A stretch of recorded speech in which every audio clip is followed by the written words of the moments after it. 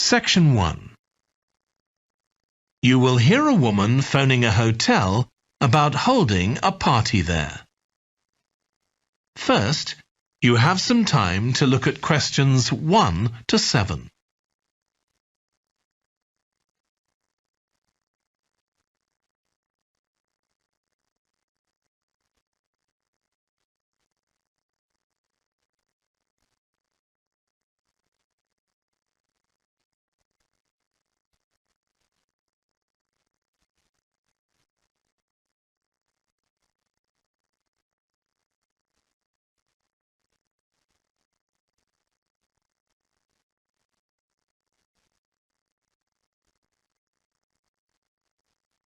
You will see that there is an example that has been done for you. On this occasion only, the conversation relating to this will be played first. Good morning, Clare House Hotel. Andrew speaking. I'm the events manager. Andrew is the events manager. So events has been written in the space. Now we shall begin. You should answer the questions as you listen because you will not hear the recording a second time. Listen carefully and answer questions 1 to 7. Good morning, Clare House Hotel. Andrew speaking. I'm the events manager. Good morning, Andrew. My name's Samantha. I'm arranging a party for my parents' 50th wedding anniversary, and I'm ringing to ask about hiring a room sometime next September. Also, my parents and several of the guests will need accommodation. OK, I'm sure we can help you with that. Will you be having a sit-down meal or a buffet? Probably a sit-down. And do you know how many people there'll be? Around 80, I think. Well, we have 2 rooms that can hold that number. One is the Adelphi room. That can seat 85, or hold over 100 if people are standing for a buffet. Right. If you have live music, there's room for 4 or 5 musicians in the gallery, overlooking the room. Our guests usually appreciate the fact that the music can be loud enough for dancing, but not too loud for conversation. Yes, I really don't like it when you can't talk. Exactly. Now, the Adelphi room is at the back of the hotel, and there are French windows leading out onto the terrace. This has a beautiful display of pots of roses at that time of the year. Which direction does it face? Southwest. So that side of the hotel gets the sun in the afternoon and early evening. Very nice. From the terrace, you can see the area of trees within the grounds of the hotel, or you can stroll through there to the river. That's on the far side, so it isn't visible from the hotel. OK. Then another option is the Carlton Room. This is a bit bigger. It can hold up to 110 people. And it has the advantage of a stage, which is useful if you have any entertainment, or indeed a small band can fit onto it. And can you go outside from the room? No, the Carlton Room is on the 1st floor, but on one side the windows look out onto the lake. Lovely. I think either of those rooms would be suitable. Can I tell you about some of the options we offer in addition? Please do. As well as a meal, you can have an MC, a master of ceremonies, who'll be with you throughout the party. What exactly is the MC's function? I suppose they make a speech during the meal, if we need one, do they? That's right. All our MCs are trained as public speakers, so they can easily get people's attention. Many guests are glad to have someone who can make themselves heard above the chatter. And they're also your support. If anything goes wrong, the MC will deal with it, so you can relax. Great. I'll need to ask you about food, but something else that's important is accommodation. You obviously have rooms in the hotel, but do you also have any other accommodation? Like cabins, for example? Yes, there are 5 in the grounds, all self-contained. They each sleep 2 to 4 people and have their own living room, bathroom and small kitchen. That sounds perfect for what we'll need. Before you hear the rest of the conversation, you have some time to look at questions 8 to 10.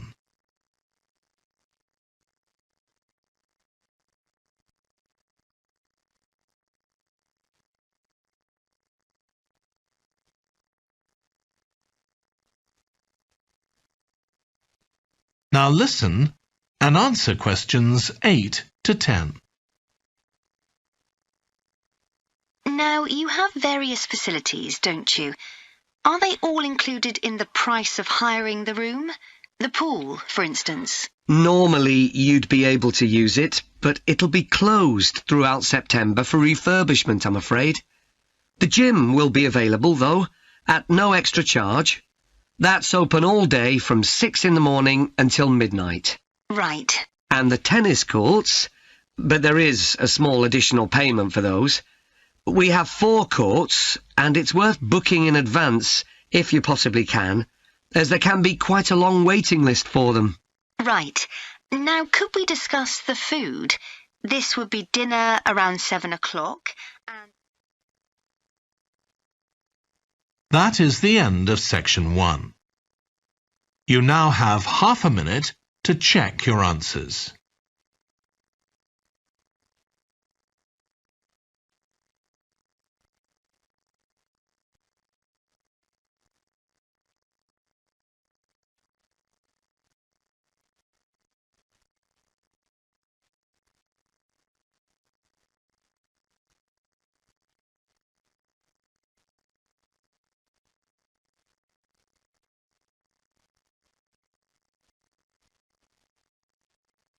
Now turn to Section 2.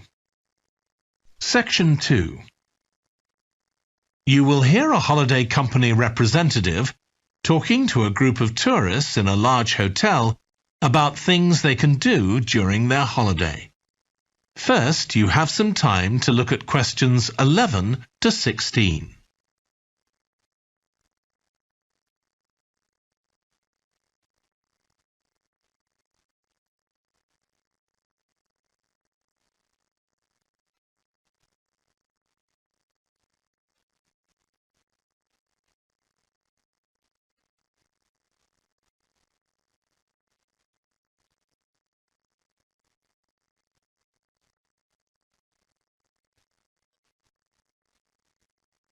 Now listen carefully and answer questions 11 to 16. Hello everyone, I'm Jake Stevens and I'm your rep here at the hotel. I'm sure you'll all have a great time here. So, let me tell you a bit about what's on offer. I'll start by telling you about some of the excursions that are available for guests. One thing you have to do while you're here is go dolphin watching. On our boat trips, we pretty well guarantee you'll see dolphins. If you don't, you can repeat the trip free of charge. We organise daily trips for just €35. Unfortunately, there aren't any places left for this afternoon's trip, but come and see me to book for later in the week. If you're energetic, I'd recommend our forest walk. It's a guided walk of about 7 kilometres. There'll be a stop halfway, and you'll be provided with a drink and sandwiches. There's some fairly steep climbs up the hills, so you need to be reasonably fit for this one, with good shoes. Oh, and bring a waterproof in case it rains. It's just €25, all-inclusive, and it's every Wednesday. Then on Thursdays, we organise a cycle trip, which will give you all the fun of biking without the effort. We'll take you and your bike up to the top of Mount Lana and leave you to bike back. It's a 700-metre drop in just 20 kilometres, so this isn't really for inexperienced cyclists, as you'll be going pretty fast. And if it's a clear day, you'll have fantastic views. On our local craft tour, you can find out about the traditional activities in the island. And the best thing about this trip is that it's completely free. You'll be taken to a factory where jewellery is made, and also a ceramics centre.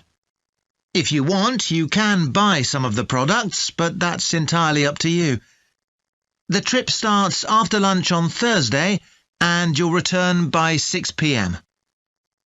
If you're interested in astronomy, you may already know that the island's one of the best places in the world to observe the night sky. We can offer trips to the observatory on Friday for those who are interested. They cost €90 per person, and you'll be shown the huge telescopes and have a talk from an expert who will explain all about how they work. Afterwards, we'll head down to Sunset Beach, where you can have a dip in the ocean if you want, before we head off back to the hotel. Finally, there's horse riding. This is organised by the Equestrian Centre over near Playa Cortino, and it's a great experience if you're a keen horseback rider, or even if you've never been on a horse before. They take you down to the beach, and you can canter along the sand and through the waves. It costs €35, and it's available every day. Before you hear the rest of the talk, you have some time to look at questions 17 to 20.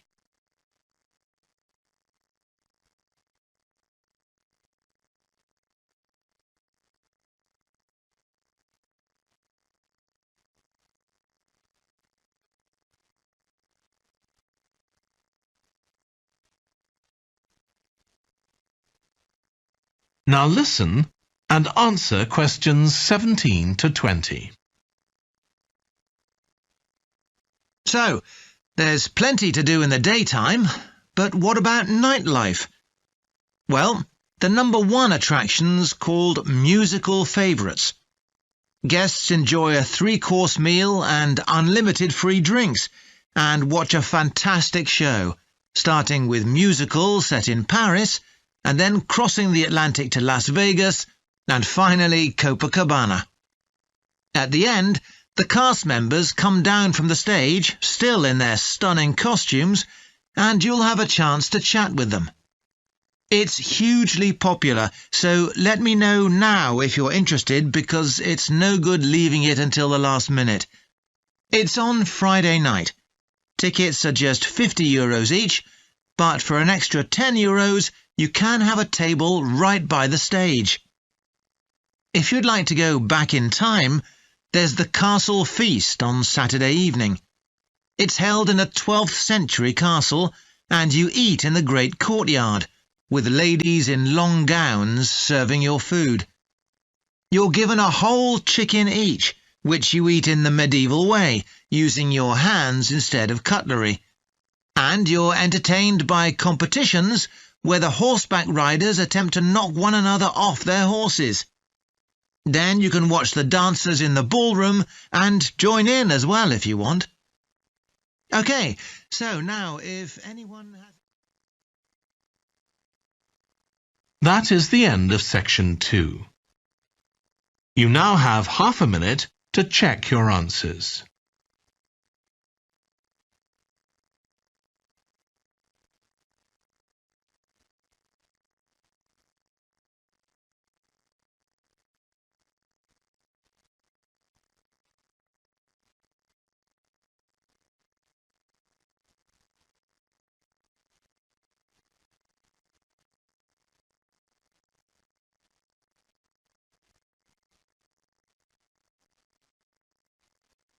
Now turn to Section 3.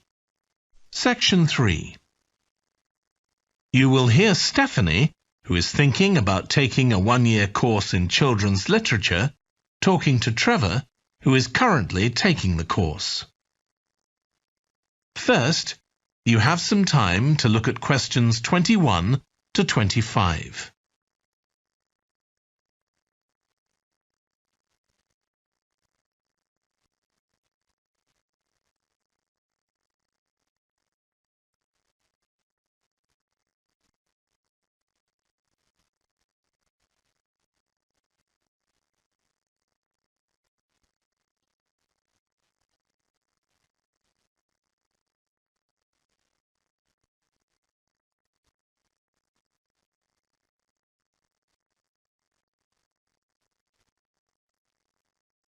Now listen carefully and answer questions 21 to 25.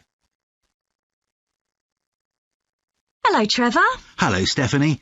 You said you wanted to talk about the course I'm taking on literature for children. That's right. I'm thinking of doing it next year, but I'd like to find out more about it first. OK, well, as you probably know, it's a 1-year course. It's divided into 6 modules, and you have to take all of them. One of the most interesting ones, for me at least, was about the purpose of children's literature. You mean whether it should just entertain children or should be educational as well? Right, and whether the teaching should be factual, giving them information about the world, or ethical, teaching them values. What's fascinating is that the writer isn't necessarily conscious of the message they're conveying. For instance, a story might show a child who has a problem as a result of not doing what an adult has told them to do, implying that children should always obey adults. Oh, I see what you mean. That module made me realise how important stories are. They can have a significant effect on children as they grow up. Actually, it inspired me to have a go at it myself, just for my own interest. I know I can't compete with the really popular stories, like the Harry Potter books. They're very good. And even young kids like my 7-year-old niece love reading them. I'm very interested in illustrations in stories. Is that covered in the course? Yes, there's a module on pictures and how they're sometimes central to the story. That's good. I remember some frightening ones I saw as a child, and I can still see them vividly in my mind years later. Pictures can be so powerful, just as powerful as words. I've always enjoyed drawing, so that's the field I want to go into when I finish the course. I bet that module will be really helpful. I'm sure it will. We also studied comics in that module, but I'm not convinced of their value, not compared with books. One of the great things about words is that you use your imagination, but with a comic you don't have to. But children are so used to visual input on TV, video games and so on. There are plenty of kids who wouldn't even try to read a book, so I think comics can serve a really useful purpose. You mean it's better to read a comic than not to read at all? Yes, I suppose you're right.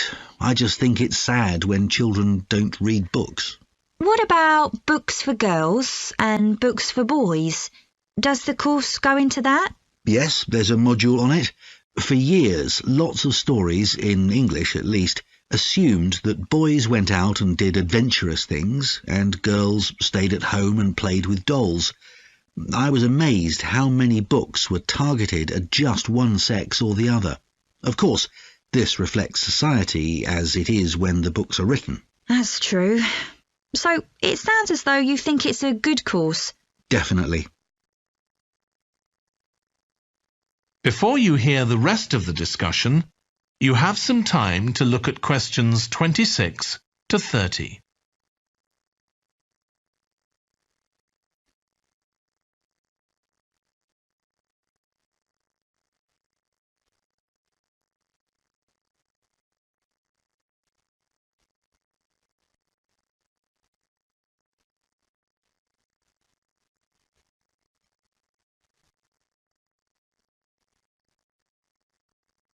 Now listen and answer questions 26 to 30. Have you been reading lots of children's stories to help you decide whether to take the course? Yeah, I've gone as far back as the late 17th century, though I know there were earlier children's stories. So does that mean you've read Perrault's fairy tales, Cinderella, the Sleeping Beauty, and so on? Yes, they must be important because no stories of that type had been written before. These were the first. Then there's the Swiss Family Robinson. I haven't read that. The English name makes it sound as though Robinson is the family's surname, but a more accurate translation would be the Swiss Robinsons because it's about a Swiss family who are shipwrecked, like Robinson Crusoe in the novel of a century earlier. Well, I never knew that. Have you read Hoffman's The Nutcracker and the Mouse King? Wasn't that the basis for Tchaikovsky's ballet, The Nutcracker? That's right. It has some quite bizarre elements. I hope you've read Oscar Wilde's The Happy Prince. It's probably my favourite children's story of all time. Oh, mine too. And it's so surprising because Wilde is best known for his plays, and most of them are very witty, but The Happy Prince is really moving. I struggled with Tolkien's The Lord of the Rings. 3 long books, and I gave up after 1. It's extremely popular, though. Yeah, but whereas something like The Happy Prince just carried me along with it, The Lord of the Rings took more effort than I was prepared to give it. I didn't find that. I love it. Another one I've read is Warhorse. Oh, yes, it's about the First World War, isn't it? Hardly what you'd expect for a children's story. Exactly, but it's been very successful. Have you read any... That is the end of section 3. You now have half a minute to check your answers.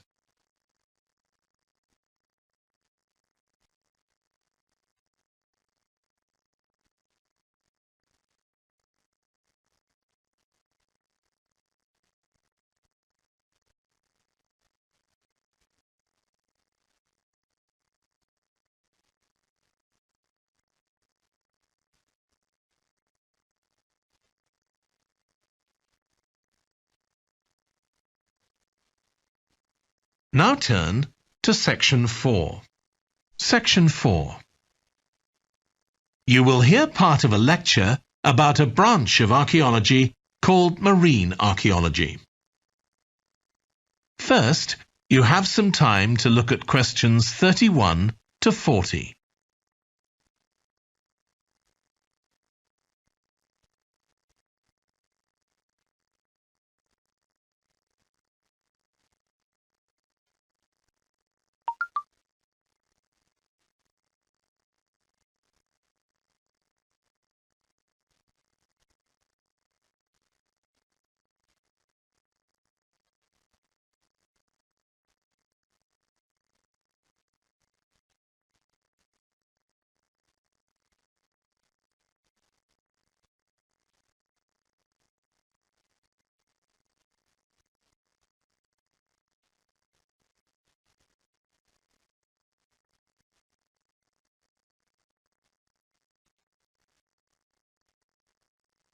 Now listen carefully and answer questions 31 to 40. In today's class, I'm going to talk about marine archaeology, the branch of archaeology focusing on human interaction with the sea, lakes and rivers. It's the study of ships, cargoes, shipping facilities and other physical remains. I'll give you an example, then go on to show how this type of research is being transformed by the use of the latest technology. Atlit Yam was a village on the coast of the eastern Mediterranean, which seems to have been thriving until around 7000 BC. The residents kept cattle, caught fish, and stored grain. They had wells for fresh water. Many of their houses were built around a courtyard and were constructed of stone. The village contained an impressive monument, 7 half-ton stones standing in a semicircle around a spring that might have been used for ceremonial purposes. Atlit Yam may have been destroyed swiftly by a tsunami, or climate change may have caused glaciers to melt and sea levels to rise, flooding the village gradually. Whatever the cause, it now lies 10 metres below the surface of the Mediterranean, buried under sand at the bottom of the sea. It's been described as the largest and best preserved prehistoric settlement ever found on the seabed. For marine archaeologists, Atlit Yam is a treasure trove. Research on the buildings, tools, and the human remains has revealed how the bustling village once functioned, and even what diseases some of its residents suffered from. But of course, this is only one small village, one window into a lost world. For a fuller picture, researchers need more sunken settlements, but the hard part is finding them. Underwater research used to require divers to find shipwrecks or artifacts, but in the second half of the 20th century, various types of underwater vehicles were developed, some controlled from a ship on the surface, and some of them autonomous, which means they don't need to be operated by a person. Autonomous underwater vehicles, or AUVs, are used in the oil industry, for instance, to create maps of the seabed before rigs and pipelines are installed. To navigate, they use sensors such as compasses and sonar. Until relatively recently, they were very expensive and so heavy that they had to be launched from a large vessel with a winch.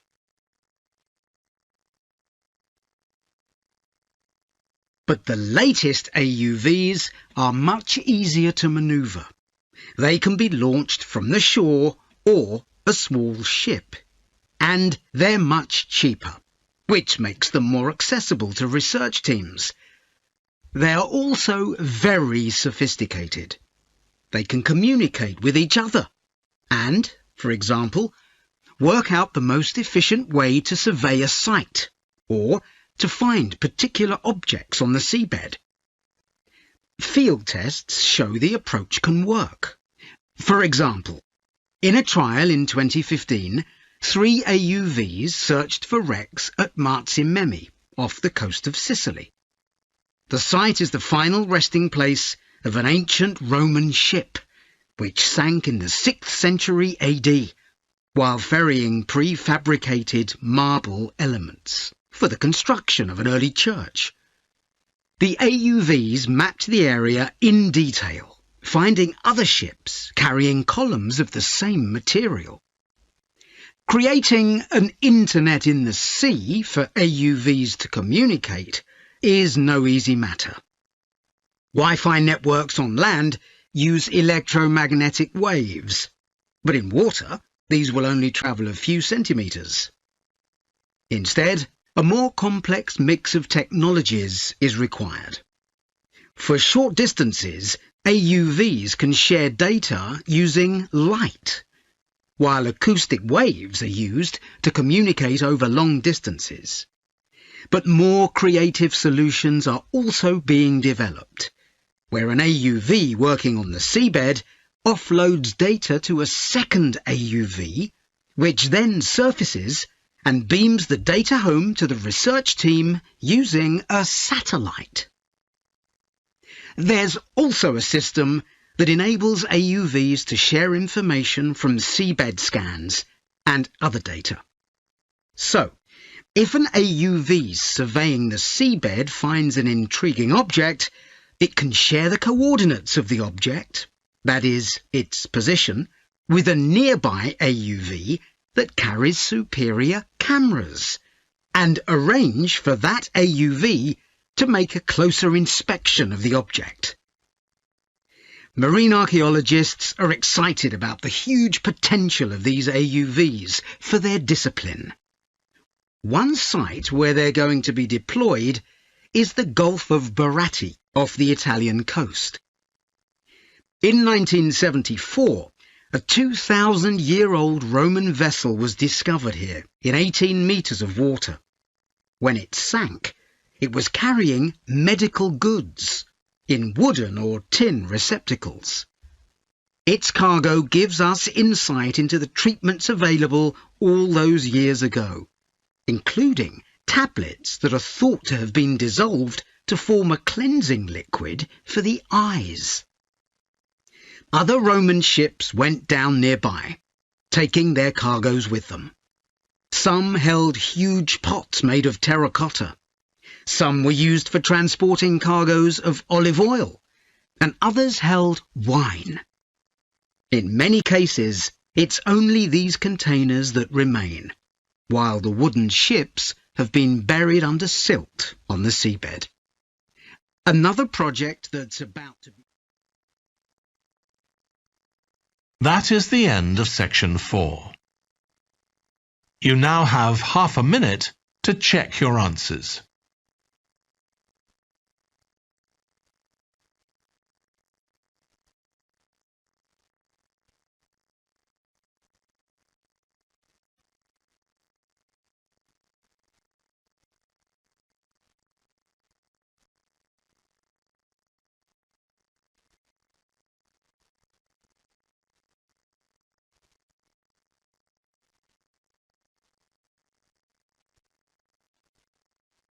That is the end of the listening test.